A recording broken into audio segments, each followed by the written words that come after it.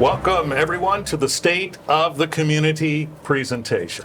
I'm Richard Pyatt, your moderator for today's program. Thanks for joining us today as we come together to hear updates and highlights from our local leaders about the progress of our communities in 2025 and what's in store for 2026. We're excited to have leaders from the City of Albion, Battle Creek, Marshall, and Springfield, as well as Calhoun County, here to share their insights. A special thanks to our dedicated leaders and all of you, our community members, for taking time to watch today.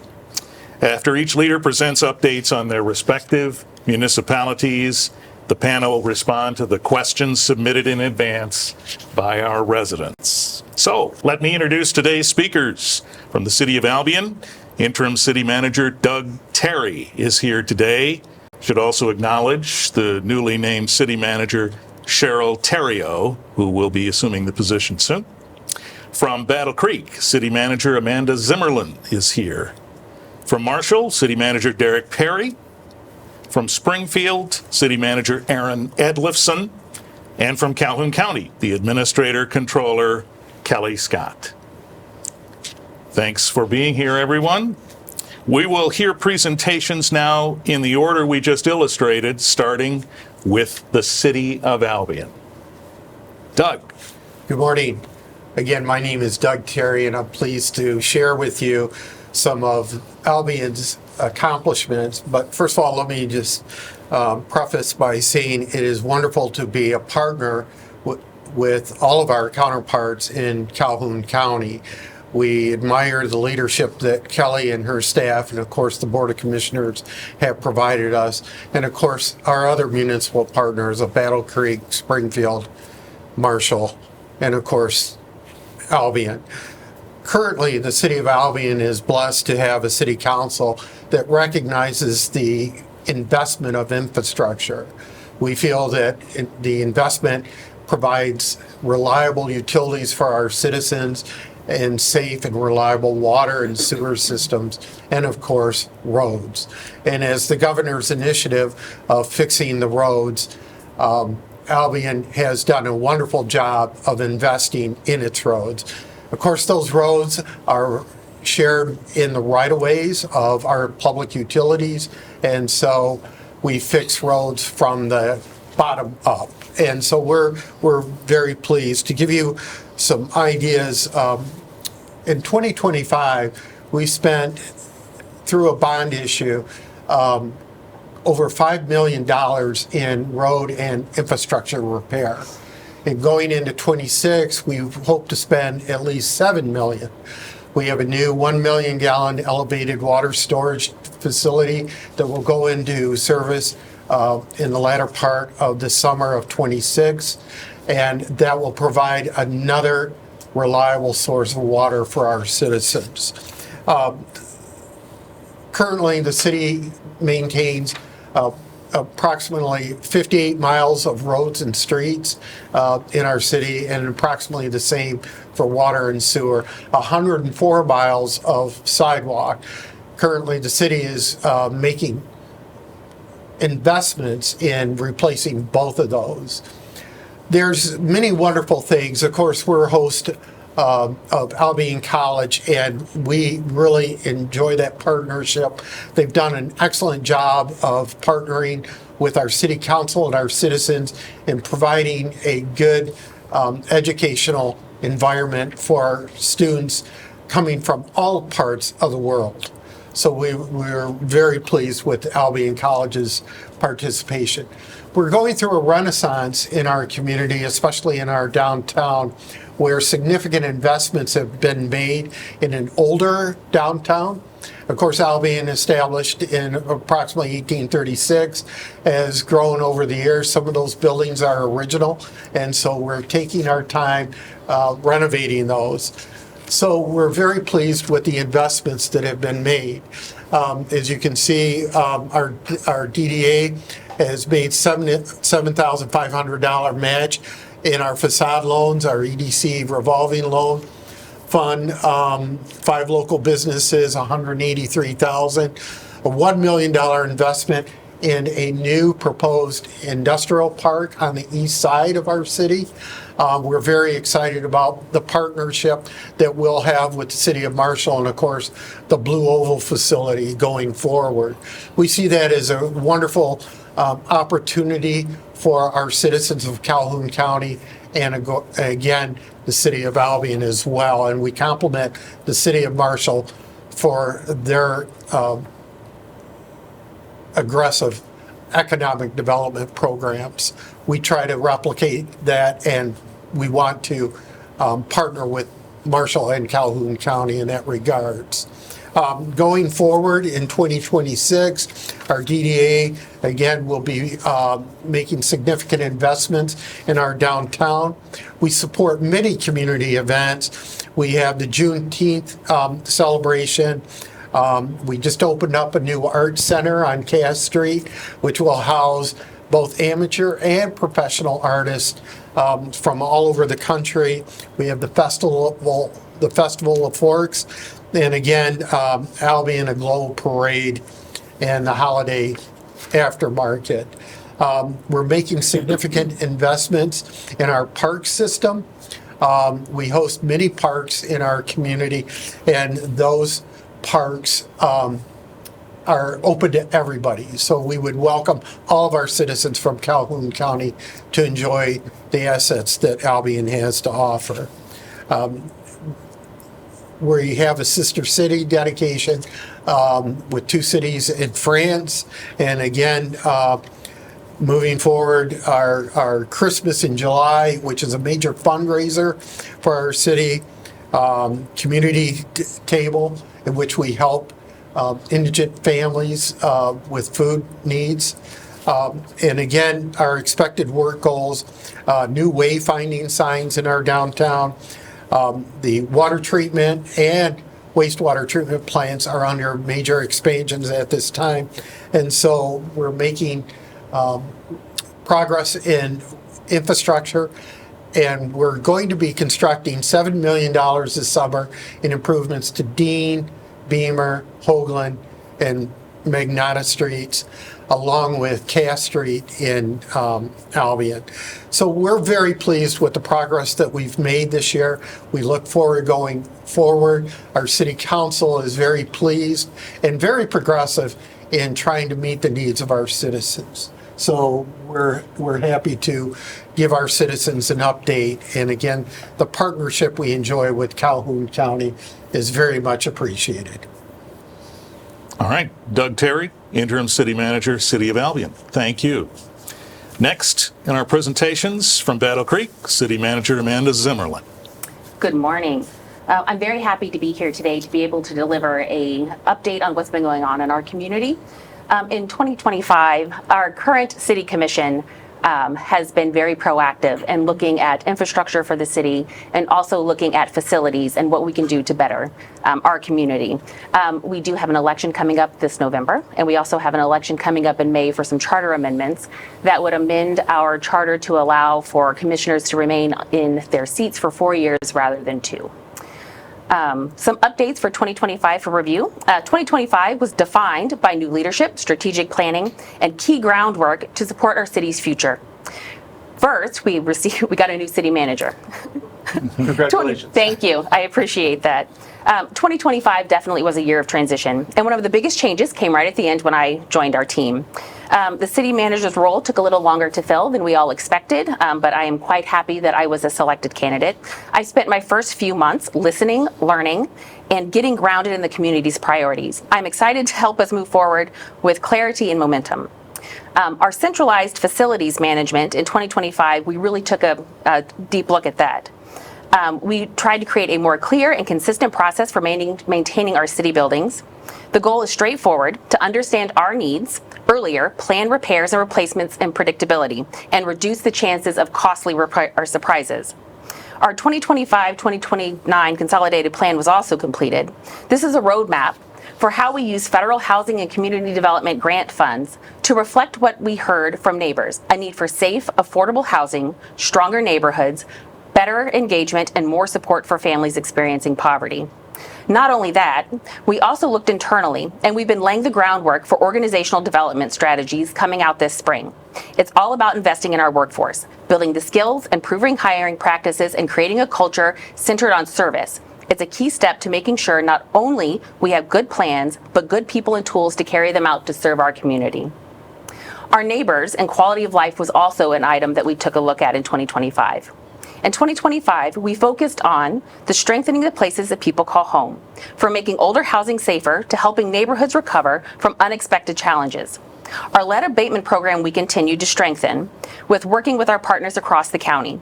The state renewed funding that let us renovate about 25 homes annually, and HUD awarded us a major 4-year grant to expand outreach, support contractors, and make dozens more homes safe, impacting beyond the city with help from our community action partners. We also are working to bring more contractors into the program because protecting kids from lead exposure starts with having enough trained people ready to do the work. And then in May, when the storms rolled through and caused so much damage, the city stepped in with a one-time citywide cleanup to help neighbors recover faster. Not something we usually do, but definitely the right thing to do. We've also taken a hard look at infrastructure. We completed the Watkin Road reconstruction. One big milestone was finishing that project, and I'm sure no one is happier than our residents on Watkins Road to have that done. We replaced aging culverts and upgraded utilities. Wet weather slowed us down a bit, but it was an improvement on a safety project and one we are all relieved to have wrapped up. Our Verona well field was another item that we tackled. The work was probably our toughest challenge in 2025. A mix of factors lined up: heavy rain, well drilling activities in 2024, and a low water use rate in parts of the system. Together, those conditions made it easier for the TTHMs to form because the chlorine has more time to react with the natural organic chemicals. That's the issue we've been working through since then. We continue to work with our state regulators to address this issue and have been encouraged by results in our more recent samplings. It's a critical project for a long-term water supply, and you can expect to hear more. Also, on the economic development and innovation front, we're transforming the city-owned airport into a major business park for building, testing drones. By doing this, we aim to attract new companies, create high-skill labor jobs in our local community, and bring millions of dollars in state and federal funding to boost our local economy. In 2025, we focused on making our digital services more accessible ahead of the 2026 requirements for the government websites to meet WCAG standards, the guidelines that ensure online information works for people of all abilities. We completed a full accessibility review of the city's website and began updating key platforms. That included improving how people access meeting agendas, how they search and sign up for recreation programs, how they receive calendar alerts, city alerts, and how they make payments online. These upgrades put us in a strong position to meet the federal accessibility deadline in 2026, but we still have more work to do. We also focused on engaging with our community. In 2025, we used the National Community Survey to help us understand how residents are getting information and where we should focus our community efforts. The results pointed us towards continuing to invest in digital tools, especially websites, which was the most used source for the city information. We also heard interest in more mobile-friendly options, which suggested potential in revisiting tools like our service request app. Overall, the survey showed a mix of stability and areas where people are seeing improvement, including perceptions of communication and city governance. And while the digital tools matter, we also know nothing replaces connection in person. Through our trunk or treats, DPW Day, Fire Prevention Week, and all the moments that we get to meet our neighbors face to face, and we're looking forward to more of those in 2026. 2026 for us marks a shift from planning to execution, with key investments in our operations. In our infrastructure, again, our Verona Wellfield activation, we expect approval from Eagle any day on the activation of our first 5 new wells. This is a major turning point in resolving the TTHM issue, which we've been working through. Our most recent sampling results show that TTHM levels below the regulatory limit across the entire system. That's a positive sign, but it doesn't change the official violation because these were off-cycle samples. It does show that we're headed in the right direction as we continue towards full resolution in 2026. We're also working with the county to modernize our outdoor warning system sirens, so it's more reliable, easier to monitor, and less prone to false activations. 2 sirens at North Washington School and I-94 rest area are being replaced this spring. and we're evaluating the Urbandale unit due to winter issues. The rest of the upgrades will roll out once financing is finalized. We've also been working through the transition of BCATs to TAC. The city is providing operational and administrative support to the TAC to help Ride Calhoun until Ride Calhoun launches successfully. On July 1, the TAC will take full independent operation. We're also working on our fire stations. We expect to break ground this spring on our new fire stations, an important step in modernizing for public safety. We're also launching a full facilities condition assessment to support long-term facilities master plan. It will give us a clear, consistent view of buildings needs across the city and a smarter way to invest. We're also making improvements to the Valentine Center, getting ready for a new chapter as home to Garden of Dreams preschool this summer to support high-quality, accessible childcare. The project is on track to finish by the end of April, thanks to support from several key community partners. We're also working on the Kingman Museum revitalization, focusing on bringing the buildings and systems up to modern standards. Improvements include structural repairs, updated mechanical systems, and accessibility upgrades. And this fall, this is a big one, we're planning to remove the Fountain Street Bridge between Capitol Avenue and the railroad as part of the Kalamazoo River Naturalization Project. It's one of the steps towards restoring a more natural river system and improving long-term flood resilience. We're also making improvements and upgrades to the Hamlin, Jackson, and Michigan Avenue parking structures to improve safety, lighting, and long-term maintenance. And we all remain committed to replacing about 300 lead service lines each year. This spring, starting in mid-March, much of the work will be concentrated in our post-Franklin neighborhood alongside water main upgrades. On the economic development front, the BVLOS system is expected to be operational by the end of the year. Once it's up and running, it will support everything from public safety and infrastructure inspections to medical and industrial uses. It's designed to grow over time and position Battle Creek as part of a broader statewide drone network. The City Commission also invested in the Lakeview District. The LDDA plan modifications were approved in 2025, and including detailed action strategy to support improvements and redevelopment along the Beckley Road corridor, and work is slated to begin with the new LDDA board in 2026. Also, openforbizbc.com is launched. We now have an online guide that walks new and growing entrepreneurs through how to start businesses in Battle Creek. It brings together local resources, steps, and support in one place to make the process easier to navigate. In neighborhood and housing quality of life, we're looking at our 2026 master plan. We're continuing the work on the strategy that began in mid-2025. Guided by our Housing Community Development Steering Committee, we're using streamlined community-focused engagement process to understand what residents want, need from Battle Creek housing infrastructure and future. The final strategy will address our biggest housing challenges and lay out the shared vision for a future policy. We're also seeing interest from the development community. Site plans and concept drawings submitted so far represent nearly 400 new housing units from developers.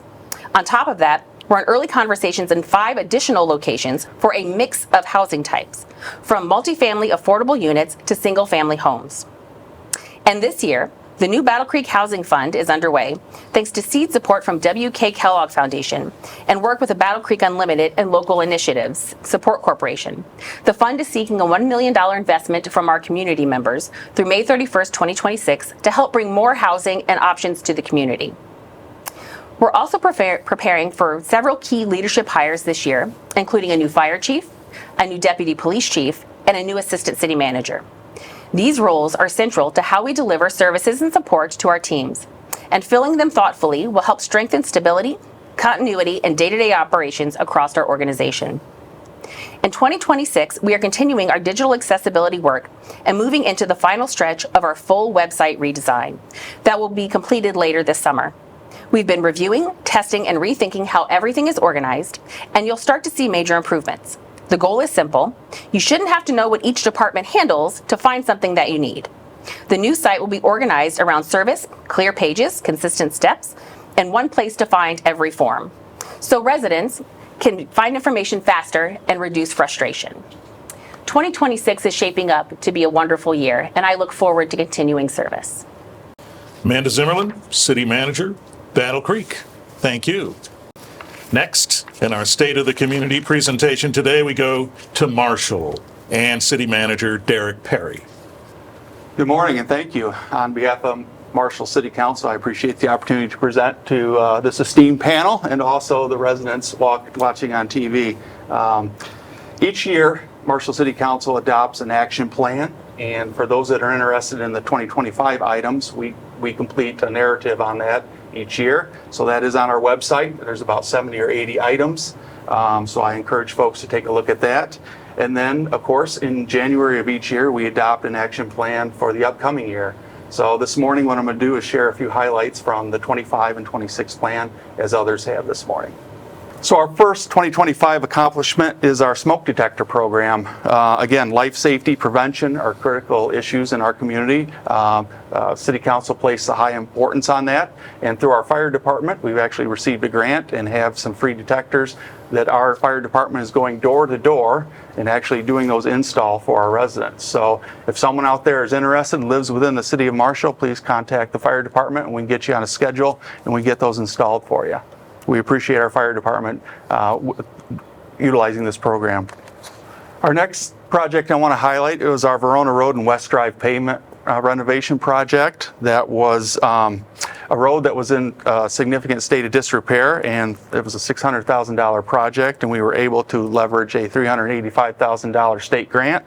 And because of that, West Drive and Verona Road were resurfaced, and we were able to add a new sidewalk in that area, in that neighborhood. So we're proud of that. As we'll talk about our master plan, walkability and connectivity are important to our community.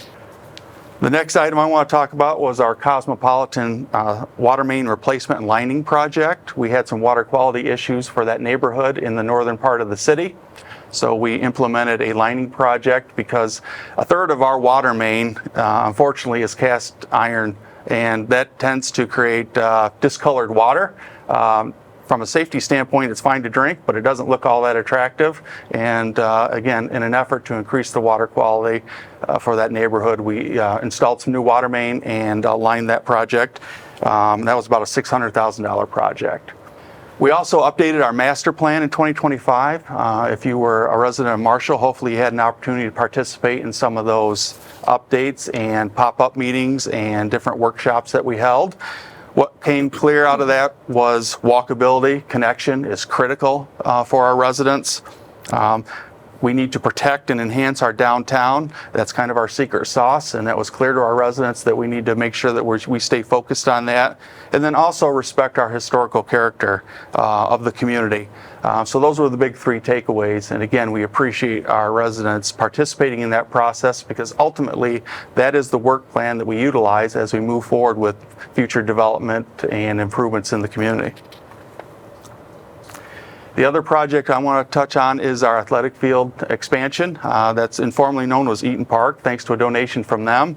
But just like a lot of communities, pickleball seems to be the fad, and we didn't want to be left behind, so we moved forward with a project. So we now have, we'll do a ribbon cutting this spring, but there'll be 6 new pickleball courts, and then also splash pads. We'll become a member of the splash pad community too as well. So we're excited to again cut that ribbon this spring.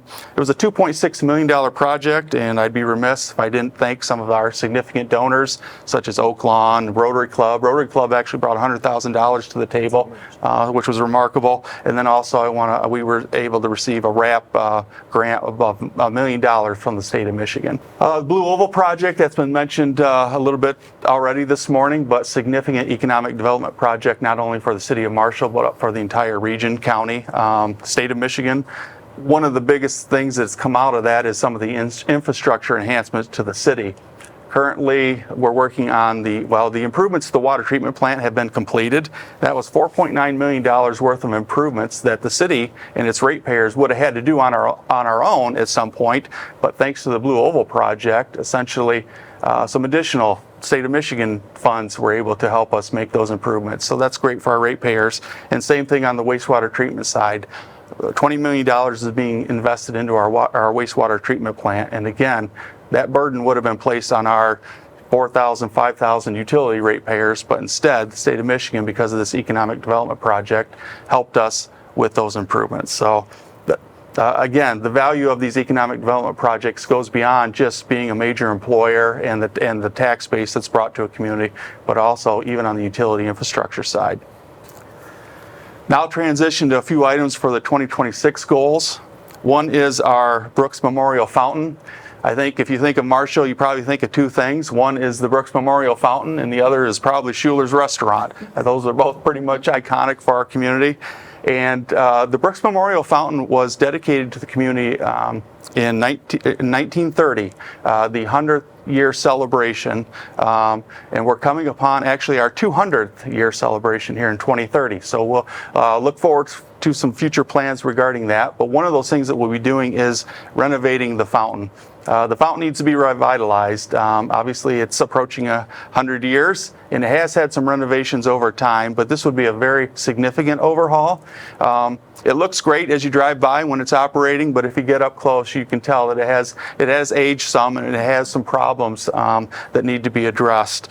In 2025, we actually resurfaced the bowl of the structure, but unfortunately, we had a resident decide that they wanted to drive into the fountain and actually created some more significant damage to it. So this spring, we're going to have to replace some of the curbing and redo that resurfacing. But the goal is to get that up and running as soon as possible, as soon as the weather breaks.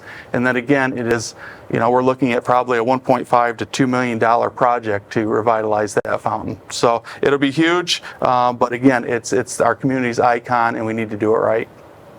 Another major project for us will be our downtown traffic calming project. Currently, there's a 4-lane section in our downtown, but on the east end, it's a 3-lane section. And then, of course, at the fountain, it's a 1-lane section. So unfortunately, what it's created is an area where in our downtown, we actually kind of encourage some speeding. So we want to get away from that. The master plan was very clear that traffic calming, pedestrian safety is critical for our community. So we partnered with the Michigan Department of Transportation, which has jurisdiction over that. And we're going to actually reduce the lanes in the downtown. So you'll have a parking lane, a buffer area, 1 lane to travel, a center turn lane, which is new, to reduce rear end collisions, and then of course another travel lane, buffer area, and then a parking lane. So again, we're really focusing on those pedestrian scaled type improvements and making things safer for the pedestrians and a more enjoyable experience in our downtown. And that is being funded 100% by the Michigan Department of Transportation too. Next item I want to talk about are a couple pedestrian projects that we'll be completing. And again, looking back at our master plan, right? That is our guiding document. Walkability, connectivity. So from our fountain area, our downtown area, to what we call our river district, which is where the Dark Horse and some additional unique experiences are located, we're going to be widening essentially the sidewalk in that area to create more of a connection. And again, historical preservation is important in our community, so we're going to have some interpretive signs located along that pathway to kind of take you back to what the town used to look like maybe when the railroad was a little more important along that route. And then, of course, we want to connect the major campus, which is where the Blue Oval facility is located, in our partnership with Michigan Department of Transportation, doing a nice pathway all the way out there too. Another project we're going to focus on is our community camera project. We spend hundreds of thousands of dollars investing in improving our parks, equipment, restrooms, facilities, and it's pretty frustrating when vandalism occurs. So part of what we're going to be doing is installing cameras to help protect those assets of the community for the taxpayers. These are your facilities, and we want to make sure that if someone's doing something they shouldn't be doing, we have the ability to catch them and make them, at the end of the day, potentially pay some restitution on that. I will note that currently our fountain, there's a live camera. If you go to our website, you can see that. And when someone ran into the fountain early one morning at 1 a.m., someone was watching that camera and was able to upload and get us those clips right away. Even before the police department had an opportunity to give me a call, the public was out there watching that. So there is value in that, no doubt about it. Another important strategy or issue that we're dealing with is housing, which I think a lot of our partners are as well. We've been fortunate to have, because of the Blue Oval project, a renewed interest in all types of housing, types in the city of Marshall. So we have a new 300 multifamily development on the horizon. Hopefully be breaking ground this spring. Norfolk has 35 some lots, duplexes south of town. In the northeast section of town, we have about 30 or 40 new single family homes. And then our downtown continues to be a popular redevelopment area for second and third floor apartment living. So we're really checking a lot of boxes with the housing, and so it's an exciting time in Marshall because, again, we really had a deficit of housing, and we're finally seeing an uptick in that. And then finally, the last goals I want to touch upon are ordinances. I know sometimes those aren't the most exciting things to talk about, but again, property maintenance, preservation of our historic structures. There's a question on whether we should have golf carts in the community, so I encourage folks to reach out to us if they have an opinion on that. Some simple things like loose dogs, park hours, noxious odors, and then also noise. Noise, surprisingly enough, the city of Marshall doesn't have a noise ordinance, but with the uptick of development, we've started to get some complaints about, hey, I can hear someone fixing a roof at 6 a.m. Isn't there a rule against that? Well, we actually don't have anything on the books. So we want to get something in place so that we can help everyone and remind everyone it's important to be a good neighbor to each other. And that's it. Those are my few items that I wanted to speak to the community about. But I encourage folks, if you have any questions or would like to get some additional details on that, to reach out to me. My contact information's up there. So thank you. Thank you, Derek. Derek Perry, City Manager, Marshall. Now we go to Springfield. City Manager Aaron Edlifson. Thank you. So as a new city manager, 2025 for us was marked with learning and listening as we in Springfield have a citizen-driven approach to the way that we manage the city. We want to make sure that obviously the citizens are heard and that we take care of their needs first and foremost, and sharing in the trend with the other cities. One of the things that we focused on this year was drinking water. So we utilized the state's drinking water state revolving fund to improve a lot of our water, approximately 20,000 feet of water main, as well as service lines, pressure relief valves. And we were able to finish that 1 year earlier than we anticipated through the work with our contractors and the dedication of our Department of Public Works.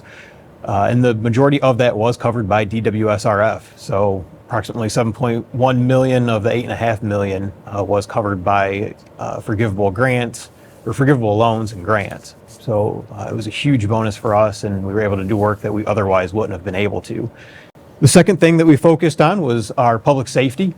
We want to support our deputies as well as our firefighters, and so one of the things that we did was we went through the public safety building just to make it more approachable for them and let them know that we honor the work that they do for us, and in turn help them to serve our citizens better. Part of that's replacing our fleet of vehicles. We have some aging Dodge Durangos that we got rid of or are getting rid of, and replacing those with Ford Explorers, so our sheriff's deputies are able to respond as quick as possible and not have to worry about mechanical issues with vehicles.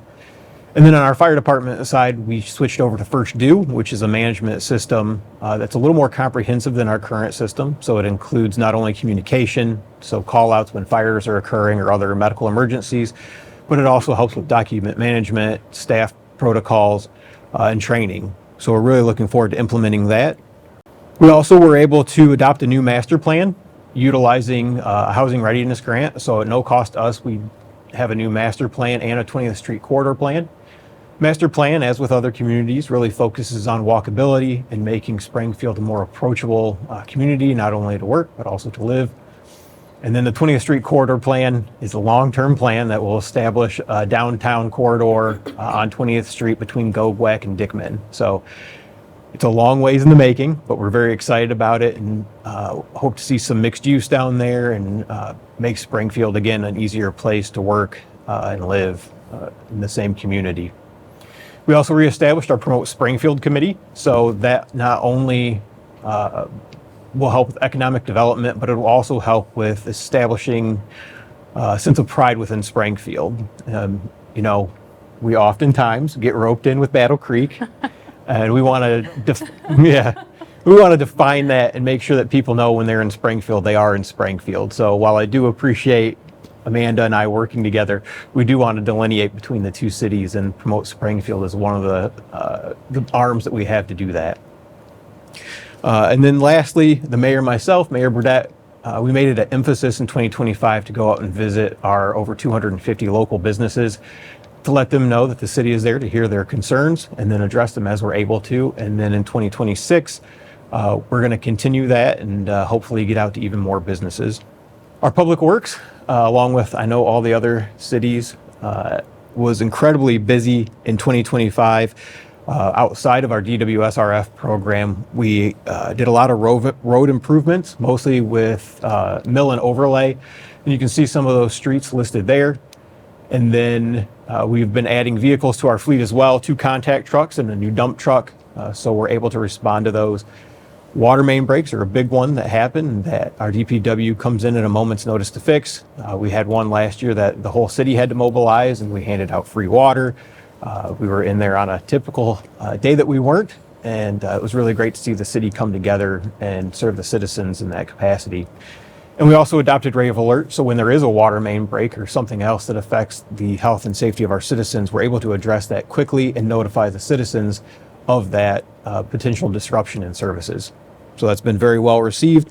The instructions on how to sign up for that are on our website, so if anyone's interested, they're more than welcome to sign up. And then community events in 2025.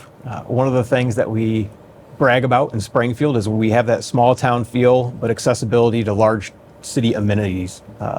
Again, partnership with Battle Creek, but also utilizing some of the amazing services that are available in Marshall, Albion, and the county at large. But we do have our community events that we focus on centrally in Springfield. Coming up, we have our Easter egg hunt. Of course, that's 2026, but the 2025 Easter egg hunt was a great success. We have our own car show. We have a trunk or treat in which we all got dressed up and handed out candy to our citizens. And then we also have 2 external shows that we focused on that are relatively new to the city. One is the Del Shannon Car Show and Arts and Crafts Fair. So we partnered with the Misfits Car Club to bring that in.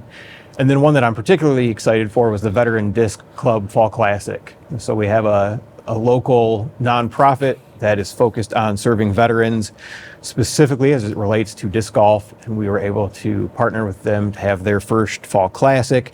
I had the pleasure of learning disc golf with John. I don't know if he thought it was a pleasure, but it was great for me to get out and actually play and see his enthusiasm for not only the sport of disc golf, but also for our veteran community. As far as home improvements go, we have our own home improvement program, but we were able to partner that with a chill grant from the state through MISHDA, the CDBG Housing Improving Local Livability Program. So we just appointed a new third-party administrator. So we had a lot of changes in 2025, and that goal will continue on into 2026. But through those 2 programs, we were able to do quite a few home renovations, which include windows, furnaces, plumbing projects, garage door replacements, and a roof to really help the citizens of Springfield keep their houses in working order. So on to 2026 goals and projects. We have quite a few. One is to fill our appointed and elected officials. We have 1 vacancy in city council right now, who they'll have a term until November and they'll have to run for re-election. But we recently had a resignation, so we're trying to fill that position. We have 2 planning commission spots, 4 EDC positions, and then 1 on our board of review. And we're really aggressively pursuing individuals to try to fill those so we can get that citizen engagement that we really want to have and get that citizen feedback in all the decisions that we make. We're also purchasing new vehicles across our public safety department. So as I mentioned, in 2025, we replaced our Ford Explorer. We're doing the same thing in 2026, as well as replacing fire department vehicles so they're more mobile and able to address small needs as well as large needs. Instead of running out a giant fire truck, we'll be able to run out F-150s to take care of those issues a little bit quicker and more efficiently. And then when we look at our parks, we take a lot of pride in our parks in Springfield. One of those is Begg Park. So Begg Park is home of our disc golf course. And as I mentioned, working with John from the Veterans Organization, we really realized that we need to make some changes out there. So utilizing our county parks millage, we're going to make some improvements over there. The largest one being a replacement of those targets that we have, or holes, I suppose they're called. So we can host those PDGA tournaments and we can have sanctioned events, and not only the veteran community, but other communities can come out as well. and visit Springfield to do that. We also have our Springfield Schools Memorial Park, which formerly is known as Upton Park. So utilizing several state grants, we're going to make some improvements over there, particularly around accessibility, parking, walkability, new parking spots. There's a couple of sidewalks that need to be replaced. And then on our side, again, utilizing our county parks millage, we're going to improve our basketball court, brand new hoops. It's never been striped before, so we're going to seal it and stripe it and hopefully bring people out to that park. It's a beautiful park. It's centrally located, and we really want our citizens to utilize that more. Street improvement, of course, a common theme across all the municipalities.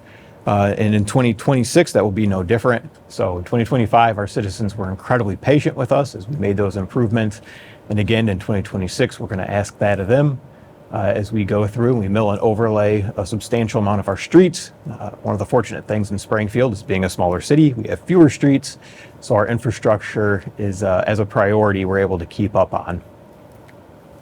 We also have an environmental justice grant that will be implemented in 2026 to help one of our properties make some changes to its current situation regarding shredded plastic. RFP has been issued for that, and we're looking forward to that cleanup. It's going to be a huge environmental improvement for our community and will allow that site to be utilized in other ways than it currently is. We also have some city hall improvements that we're working on. One is a public safety carport through Representative Frisbee's LDSI legislatively directed spending items. We're able to make that improvement. So we got approximately $125,000 grant from his office so we can protect those vehicles as well as our sheriff deputies while they're taking on their duties. And then we're also partnering with Verigy, who's been a partner of the county for some time, most recently with their youth center. So we're working with them in order to make our municipal campus more efficient in regards to energy, as well as making upgrades to our lift stations throughout the community that have not quite come to the end of their life cycle, but we see it on the horizon. So we're excited to be working with them and having them address our city council on April 6th to bring forth their plan. We're also excited. The Navy has been working on the new Marine Corps Reserve Training Center for the last couple of years, and in 2026 that project will be finalized. So of course, we know that there's a large military community in the Battle Creek Springfield area. Most of it's in Springfield, but we're happy to host the Marine Corps, and we're excited to see that their new building, new training center come together. So we have been working closely with them with contracts and different land swaps so they can fulfill their mission. And then lastly, our pension funding level. For the first time since 2011, that pension funding we anticipate will be over 80%. And that really speaks to the leadership and guidance of our finance director and treasurer, Ethan Moody, and the work that he's done. And of course, an unexpectedly high level of returns on some of our investments, but we're really excited about that. Kudos to him for all those efforts. So that's just a synopsis of what's happening in the city of Springfield. I really appreciate the time and attention to be listening to what we've done. Thank you. Aaron Edlison, City Manager in Springfield. Thank you. Our final presenter today from Calhoun County Administrator Controller Kelli Scott. Thank you. So Aaron, I take it you're not interested in renaming yourself as Battlefield? No. All right. The mission of our county government is building a better county through responsive leadership. And that starts at the top with our governing board. County Board of Commissioners is in their second year of a 4-year term. Derek King from District 5 is their elected board chair for the rest of this year. Vice Chair, District 6, Matt Saxton, for the rest of this year. And even though the county commissioners are elected on a partisan basis, they work very well together. They work across the aisle. We do not have any political gridlock. And also, it's always of note that unlike most counties in Michigan, our county commissioners also serve as our road commissioners because we eliminated the road commission back in 2012 to eliminate that one layer of government. So it does add another element to our county commissioners' responsiveness. They are responsive directly to the public related to potholes and other road issues. And I'll just say this group of 7 commissioners, in my opinion, does an excellent job protecting taxpayer dollars and supporting residents' needs. And some of the ways that they demonstrate this effective and transparent government is with, of course, one of the biggest jobs of county commissioners is to adopt a budget. We have a bipartisan budget committee. The board adopted our 2026 budget on time without recommending any rainy day fund reserves. In fact, we're increasing our fund balance. So this is due to the board's support of living within our means and continuing to deliver essential services. And most of the county services, more than 80% of what we do is mandated by the state because we are a political subdivision of the state. The board also, again in 2025, authorized lower millage rates than what were originally approved by voters. So we have chosen not to ask voters to approve a pop-up to the Headley rollback, and we are still committed to affordability for taxpayers. Another example of trying to eliminate hurdles for the public is continuous policy review. And in 2025, the board made 13 updates to county policies. One example that I think is helpful to note is that our road department has a mailbox policy. If your mailbox gets hit by snow or by plows during the winter season, we updated that policy to make it easier to submit those claims. You don't have to fight with us about whether it was the truck or the snow that actually caused the damage. The board also maintains strong fiscal and staffing oversight. And through their appropriation language, they are able to hold department heads accountable. The board approves all new positions, any pay scale increases, significant purchases, budget transfers, and grant applications. So partly because of that, our county financial status is strong. From a countywide perspective, property values are continuing to increase steadily. And you heard from all of our city managers that there are significant growth and development in the works, particularly with housing, but also some commercial and industrial expansion. And partly because of that, when the county asks our independent evaluators for a bond credit rating, we once again in 2025 received a AA credit rating, which is second only to the highest AAA. And also they assigned a stable outlook to Calhoun County. And the reason that's important is because when we finance capital projects, the higher the credit rating, the lower the interest cost, saving our taxpayers. It also gives us the capacity to help finance on behalf of our townships that maybe wouldn't otherwise have the capacity to issue bonds and also wouldn't be able to get the lower interest rate. We also go above and beyond at the county level in our financial reporting. So instead of the basic audit report, we have a very large audit report that includes all kinds of statistical information and analysis and history. And because of that, we have for almost 30 years now received the International Finance Association Certificate of Excellence in Financial Reporting. So next into some of our departments and our other strategies, maintaining public safety and justice is probably at the top of our strategic list. Last year, we finally completed a significant expansion of our youth center, and that allowed us to almost double the space. We added 10 beds, and it really not just helps out our own county and our detention needs, but there is a significant shortage of youth detention centers across the state of Michigan. And so by completing this, we are now back in business. We accept other youth that need to be detained from counties. I think it's over 20 counties across the state of Michigan. And they really like not just that we have a detention center, but that we have evidence-based behavioral management programs that should leave the youth in a better position when they leave to not have to come back. So we're really proud of that expansion, and we'll move on. And then public safety and justice also, of course, the sheriff's office does a wonderful job continuing to demonstrate his commitment to meeting and exceeding professional standards relating to their policies, their operations, and safety.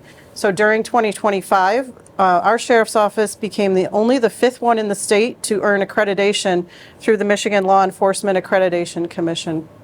In addition, the sheriff's office earned a gold status through the Lexipol Connect program, which recognizes the highest level for policy compliance and training. numerous townships and villages and schools also contract with the sheriff's office for what I'll call extra law enforcement services beyond what we're mandated to provide. Starting in 2025, we added Lee Township, who wanted some extra law enforcement and traffic control. In 2026, the Sheriff's Office will complete a full implementation of implementing cameras in schools, thanks to a congressionally directed spending grant at the federal level, covered the entire $1.7 million of that cost. So that investment in infrastructure will keep the schools safer, but also if the students and the staff have to worry less about safety, we think that that will really help with teaching and learning, making education more effective, which is really needed in our county and across the state. The county's court systems continue to innovate when it comes to helping our residents. And we have treatment courts in mental health, drug and alcohol, and veterans. So we had 62 graduates in 2025 from those that divert them from just being locked up in the jail. Also in 2025, the district court created a new driver's license restoration court. And also in Calhoun County, there's implementation now of a new court-appointed special advocates, or CASA program, that's located in Battle Creek. And they work with our court system to advocate on behalf of youth who are in the system for neglect and abuse cases. We also had, we're happy to say that we have consistent leadership over the courts going into 2026 and 27. Our chief judges were reappointed, Judge Sarah Lincoln with 37th Circuit Court, Judge Jason Bomia with the 10th District Court, and Judge Michael Jacquinette as the probate court. So I really appreciate the relationship that our courts maintain with county administration and with our other countywide leaders. Our prosecutor's office, Chief Prosecutor Dave Gilbert, was elected this past year as the Vice President of the statewide Prosecuting Attorneys Association. So we appreciate his leadership at the state level. One new initiative also in the prosecutor's office that started in 2025 is that we received a $65,000 safe storage grant to educate the public on new safe storage laws in Michigan. And this is happening already through billboards, social media ads, and more. Our county also, along with 8 others, received grant funds for awareness and outreach efforts for that initiative. And it's important because the prosecutor reports that most of the gun-related crimes, all of those handguns appear to be stolen. None of them are typically legally possessed. Our Public Defender's Office, Dave Macklid, continues also to innovate with helping to provide programs as a pipeline for recruiting, but also he employs a holistic approach to defense, which integrates attorneys and social work. Switching now to another strategy we have, which is promoting health and well-being, another huge priority for county government. Our public health department last year, unfortunately, faced a significant loss of funding, and so that resulted in staffing cuts. Despite that downsizing, we still provided vital services to women, infants, and children. Our school nurses, which again is a program that's pretty unique to our county. Most counties in Michigan do not have school nurses provided by the health department. So they continue, because they're there, to reduce out-of-class time for students. We have a visiting nurse program that supported nearly 100 first-time mothers. And our Women and Infants and Children, which is the largest public health department program, offered breastfeeding and nutrition education to hundreds of women. The county is also addressing mental health and substance use challenges by deploying private opioid settlement funds, and then also continuing with promoting health and well-being. Our Senior Services Office, our Veterans Affairs Office also use millage funds approved by voters to serve our residents. Our County Treasurer, Melinda Weaver, recently just launched a new homebuyer assistance program in 2026 in partnership with one of the local banks, where Homeowners can get up to $6,000 from the county and another $2,000 from the bank to help with down payment assistance. Our land bank also is playing a role in helping with housing in 2026 and 2025. They just recently completed a first complete home rehabilitation and a new build. Our community development department continues to work with the cities, with the townships on improving safety and supporting local governments. So we have a geographic information systems services department that did some address updates countywide and helped out the townships with some zoning maps. We continue during 2026 to help with planning and support for pretty significant solar projects, the largest of which is in Lee Township. We also just created a new countywide brownfield redevelopment authority that, thanks to some legislative changes, can now also use to support housing development. One of the biggest projects we're looking forward to over the next few years is the expansion of internet, or broadband, throughout the county. So there is a federal, what we call BEAD grant, that awarded about $1.5 billion to Michigan. Our county was fortunately, we were awarded the most out of all counties in Michigan.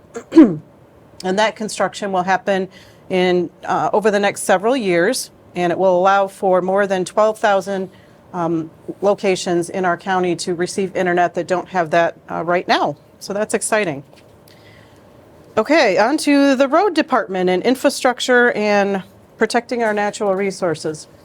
We had some leadership changes. We appointed a permanent director and deputy in 2025. We also continue to outpace most other counties in Michigan with the amount of road improvements. We improved 90 roads during 2025, and also a bridge replacement that is unique because it was a partnership with our local tribe who gets separate funding. In 2026, thanks to our state representative Frisbee and others at the state, we are looking forward to utilizing the new state road funding package, which increased the county's revenues by about $6 million, a 36% increase. So that will allow us to improve about 100 miles of local and primary road projects just this year. Okay, our Parks and Recreation Department also has is supported by about $1 million in a voter-approved millage, and we split that 50% for county parks and then 50% to the cities, townships, and villages. In 2025, we made improvements to our Ott Preserve, the Menwabic Meadows in Albion, and the Kimball Pines Park. In 2026, we are planning to create a new boat launch on Custer Drive. And then also Bridge Park is going to get some significant accessibility improvements and boardwalk replacement. The design will happen in 2026 and probably the construction in 2027. We also have a recycling change in the works. So partly in response to state laws that now require us to expand recycling, we are looking to relocate our current recycling center from the road department to another location in Marshall Township. So that design work is going to happen. We have an RFP out right now to select the design firm. We're securing grants to actually pay for the new recycling center. And we have until the end of 2027 to implement the new laws. So over the next couple of years, that will allow for more hours, expanded recycling, and just a better experience for our residents. Our Water Resources Commissioner, who was newly elected this last term, is reporting that he is experiencing a record number of new permits, mostly due to the solar and broadband expansion. So in conjunction with that, he's doing a lot of work working closely with the contractors to make sure that these efforts are happening in a way that does not damage our county drains. And then also in 2026, he will be implementing measures to meet newly established lake levels for Emerald and Laird Lakes, which are in Battle Creek, and then assisting the new Lion Lake Board in planning for a drain improvement in Athens. Another, I think you've heard from most of our city managers, we're all working on technology projects because technology changes. Our clerk's office has already automated a voting inspector scheduling program. Our county IT department increased significantly our cybersecurity training, which reduces our risk level. We have a new purchasing and bid management system that should be easier for vendors to do business with the county. And then we are also looking to make sure we're compliant with the new website accessibility rules. We do have a chat bot, Ask Cal, that is on our website. Feel free to try that out. We're almost done. So I always talk about supporting our workforce. Calhoun County is a large employer. We have about 700 employees in a wide variety of career options. Some recent HR initiatives are that we have a new applicant tracking system, again, to make it easier to do business with the county. We've been able to contain our benefits costs, the increase this year by only 3.7%. And part of that is we have an on-site employee health and wellness center in Battle Creek that saves our employees, but also saves the county. And then we do a lot to engage our employees, give them an opportunity to get together with those from other departments that maybe they don't work with. We only have 9 current job openings, which is amazing. That's down considerably. So it's a sign that I think the market is improving. And then finally, last but not least, intergovernmental cooperation is one of our major strategies. And really, intergovernmental coordination is what this State of Community event is all about, right? It's what makes our local government successful in meeting our residents and our visitors. So I'm so thankful for our city managers, Doug, Derek, Aaron, and Amanda, all of whom are relatively new in their roles. And I look forward to welcoming Cheryl back to Albion. I'm also very grateful for our state and federal legislators who fight for funding and fight for policies that help our local governments and our communities thrive. The state of Calhoun County remains strong because of all of this collective leadership and because of our commitment to working together to do what's best for the people we serve. All right. Thank you, Kelli. Kelli Scott, Administrator Controller, Calhoun County. This concludes the presentation portion of the State of the Community this time. In preparing for this program, we asked residents to submit questions through an online portal, and we thank you for having done that. We have a number of questions today, the majority of which seem to be focused on Battle Creek and Marshall. So Amanda and Derek, you'll be facing some of these questions, and there's a couple of others too. We'll see if we can get to all of these. I will also say in the beginning here, there were a number of questions that focused on noise, businesses, near neighborhoods, things of that nature. So the individual questions are very similar, so we'll try to narrow that down. But individual questions will be responded to. Thanks for those. So for the purposes of this, we'll focus on this question, which essentially characterizes all of those. And this is for Amanda. Why isn't the city of Battle Creek doing more to protect noise pollution for the neighborhoods near businesses, especially on Columbia Avenue? That's a good question, and I'm sure that a lot of people have had that question. Having a business district abutted next to a residential district isn't unique to Battle Creek. It's very common. Whenever you have that business zoning, if something like a car wash is permitted in that zoning, they have a right to build that car wash there. The city of Battle Creek doesn't have a requirement that those types of businesses put up any type of sound barrier between the residents and the business. However, if there are issues like loud music coming from those utilizing those services, we do have a noise ordinance that the police department is able to enforce, and I would encourage our residents to call the police department if that is the case. All right, Derek, we'll go to Marshall next. It really isn't a question, but you may have a response to this. Marshall seems to be a dumping ground for pollution, was the submission. Okay, well, pollution, chemicals, things, I guess pollution's kind of a big loaded word, right? But essentially, the EPA at the state level, EGLE, regulates those types of things. But if there are specific instances that a resident has identified as pollution, I would encourage them to reach out and give us a call so that we can investigate that and involve the state or the federal, agencies that need to take a look at that. But again, not sure specifically what they're pointing to, but if there is an area or a location that they have a concern about, please let us know and we'll follow up with them. All right. Amanda, this one has to do with walkability. What is being done to make Battle Creek a more walkable city? Many streets don't have sidewalks, and those that do are poorly maintained. There doesn't seem to be any enforcement for residents and business owners to keep the sidewalks in front of their homes and businesses clear. This forces pedestrians to walk in the road, and that can be dangerous. Again, that's a very good question. For the limited amount of funding that the city has for infrastructure, we're focusing on roads and bridges and making sure that infrastructure is shored up first. We are, however, requiring that new developments that come in put in sidewalks. And whenever we are taking on larger road projects, we are then repairing sidewalks as we go along. As far as keeping sidewalks clear during snow events, one, I've been promised that this winter is not like normal winters in Michigan, that we had a particular heavy winter. But our residents and businesses do have 24 hours after a significant snowfall to get out and clear those spaces. And with the amount of snow and the duration of snow, I think it snowed just about every single day through winter. It's hard to keep up on those things. But I can assure you that our code enforcement is going out, knocking on doors, making contacts and having residents and businesses clear roads. Okay, thank you. Back to Marshall.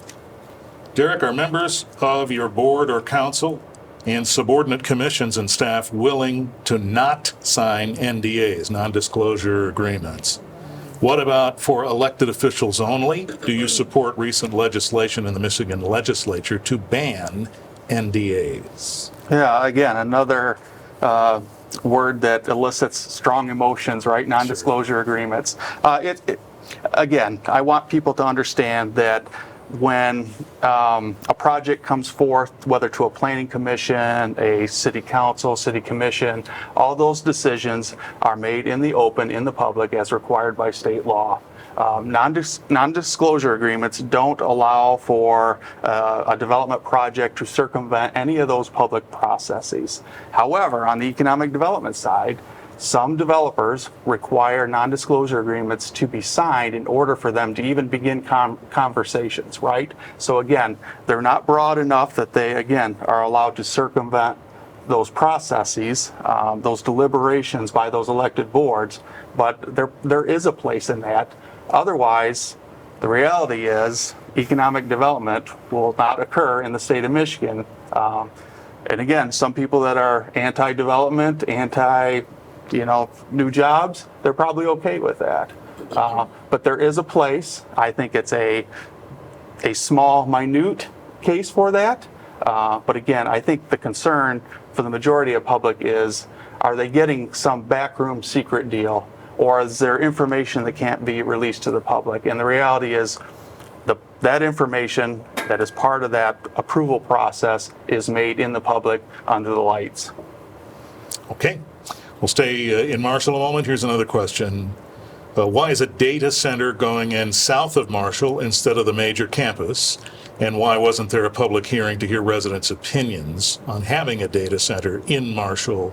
Yeah. More transparency is needed, is the submission. Sure. So again, that goes back to, local units of government are creatures of the state of Michigan. And we only have the ability to do things that the state allows us to do. Part of that would be the Zoning Enabling Act, which allows us to, again, not pick winners and losers, whether you want a Mickey D's or a Burger King. What it does allow us to do is create areas, district zoning areas, that say, okay, these types of uses are acceptable in these specific areas. Kind of back to the point Battle Creek was making, where you have commercial versus residential. So the area to the south of town, what they're referring to is the Brooks Industrial Park, which has been zoned industrial for decades. The city purchased that in the 60s. There was some economic development that occurred, but not a lot. And most recently, it basically sat idle. again, the free market allows folks to come in and purchase property and review the zoning and decide whether they think they can make a go of it in your community, in that area, in that zoning, and that's exactly what happened. So we have a developer who's potentially interested in potentially siting a data center. They're in the process of doing a lot of due diligence because there is wetlands, which again are regulated by the state of Michigan through Eagle. And there's very specific rules on what you can and can't do with that. Obviously, there would be potential implications on power, electricity. Marshall is an electric utility, so we'll have a big say in how that contract works out. City Council, again, will be able to weigh in that as part of that public process.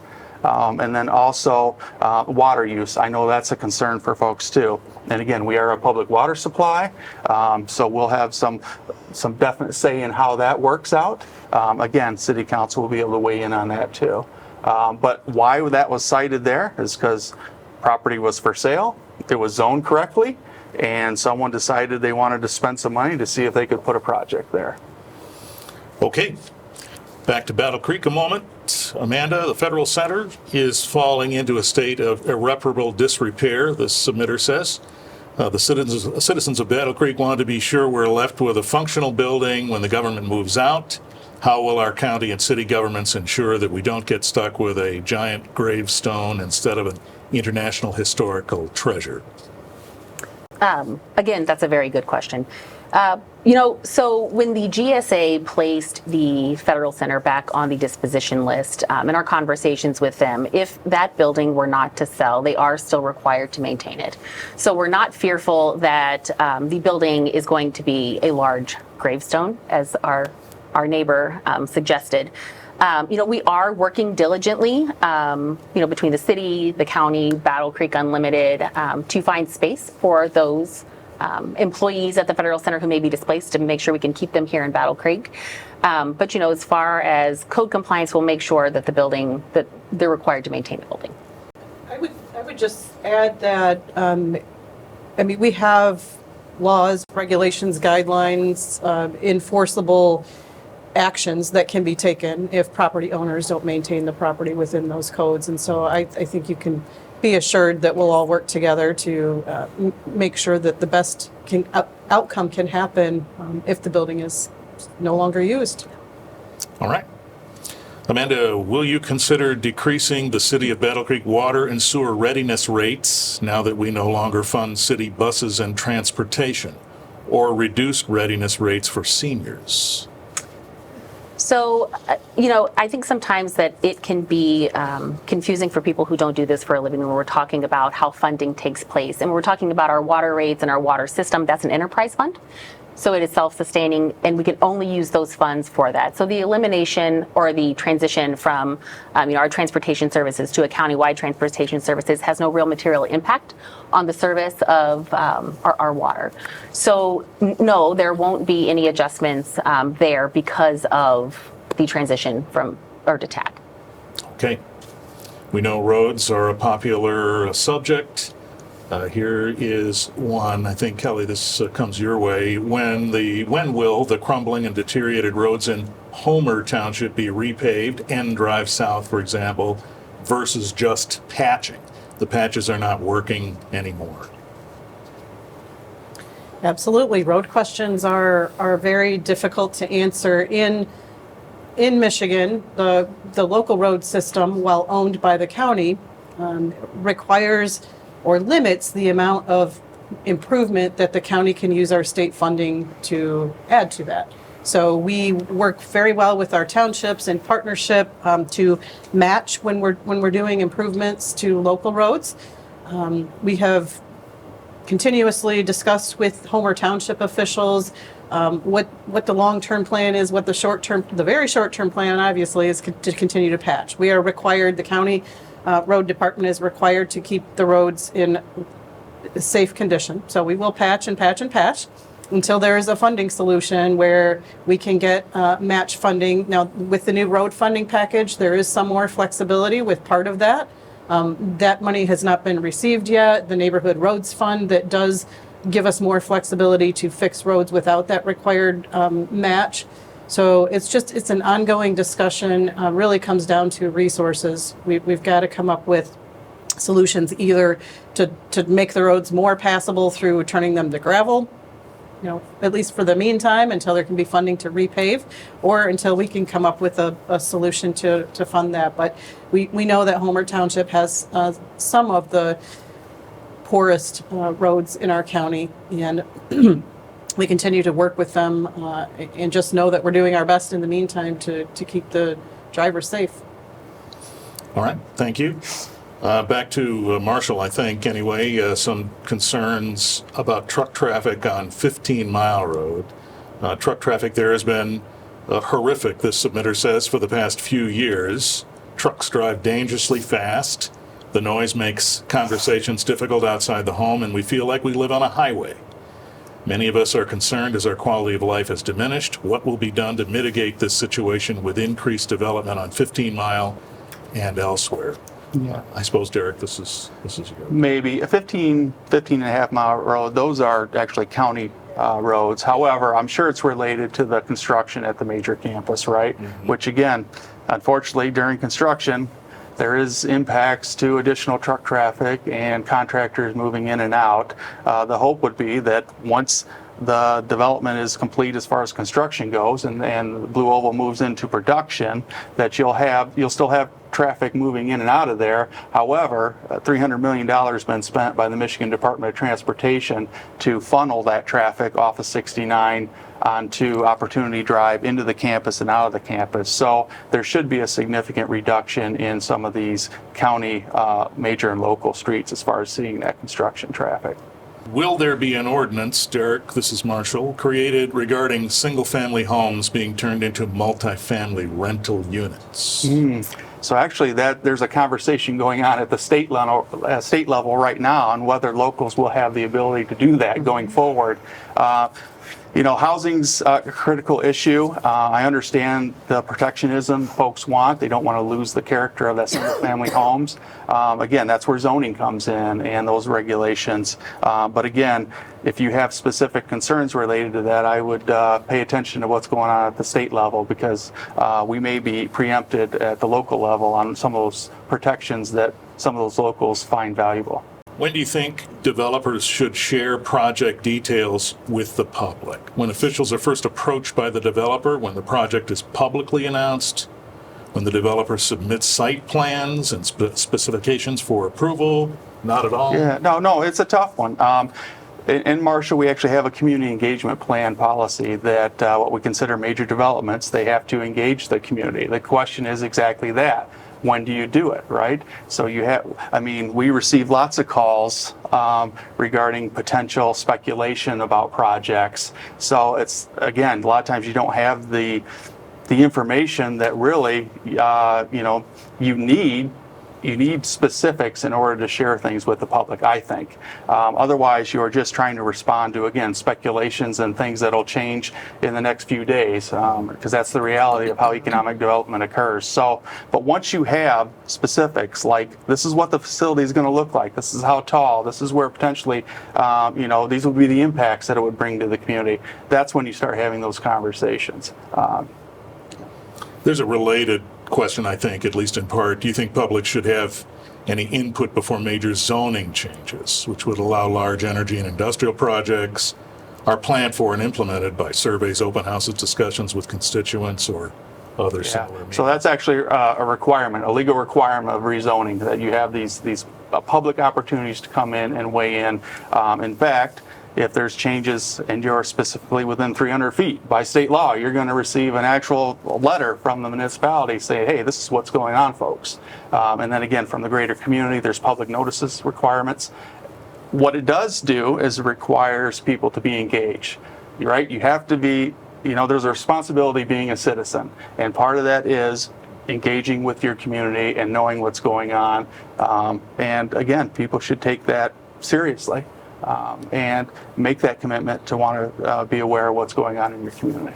And I suppose a postscript of that is that all of you have means by which you connect and try to make sure folks are aware of things that are going on. Yeah. By way Yeah. of websites and. And I'll just follow up. Communication is critical and important, and one of the things we're going to try to do in our upcoming fiscal year is actually fund a community engagement and communications professional, so that, again, we take that additional step above and beyond what we're required to do just by law. Okay.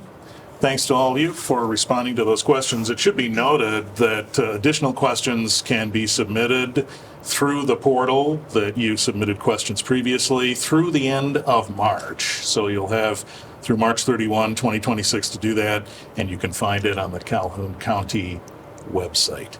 Well, thanks everyone for participating today and for folks joining us to watch the program. We hope you found the updates from our leaders insightful and informative as we look back on 2025 and ahead in 2026. We encourage you, as Derek just said, stay involved and continue to work together for the betterment of our communities. Look forward to building a brighter future together. I'm Richard Pyatt.